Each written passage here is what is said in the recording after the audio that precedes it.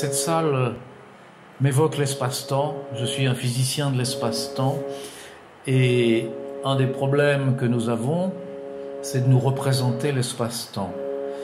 Et bien entendu, on a l'habitude, un peu comme pour l'espace, de se le représenter comme un ensemble de points, mais on peut aussi bien se le représenter comme un ensemble de lignes.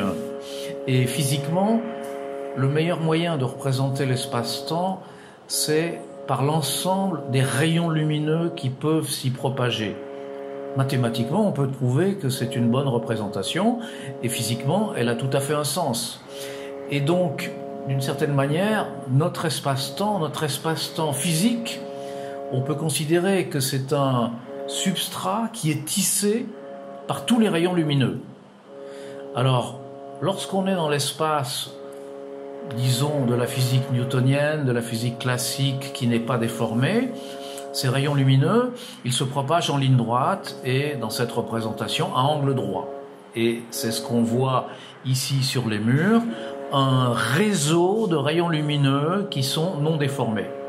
Et ce que dit la relativité générale, c'est que l'espace-temps a une forme, qu'il a une courbure, et dans cette représentation, cette forme, cette courbure, se matérialise tout à fait par le réseau des rayons lumineux. Et quand on dit que l'espace-temps est courbe, on le visualise par la courbure de ce réseau des rayons lumineux. Et ce que dit la relativité, la théorie de la relativité générale d'Einstein, c'est que c'est la matière présente ou l'énergie présente qui, par son influence gravitationnelle, va déformer l'espace-temps, donc déformer le réseau des rayons lumineux. Et ici, nous en avons une illustration, puisque si je m'avance et que je rentre dans le champ de sensibilité, on voit ici, le réseau qui se déforme et qui traduit la déformation de l'espace-temps lui-même, c'est-à-dire la propriété fondamentale de la relativité générale, que l'espace-temps est déformé par la matière imprime la courbure de l'espace-temps.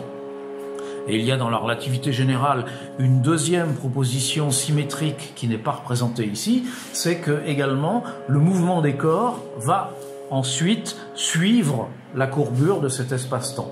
C'est-à-dire qu'un corps libre, il se propage le long de ces lignes qui sont ainsi dessinées dans ce réseau.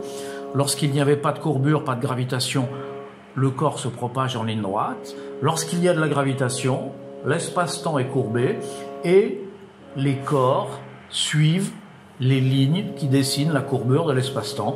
C'est pour ça que la pomme tombe, c'est pour ça que la Lune suit une orbite à peu près circulaire autour de la Terre, que les planètes suivent des orbites elliptiques autour du Soleil, etc. C'est comme ça qu'on explique la plupart des mouvements dans l'univers.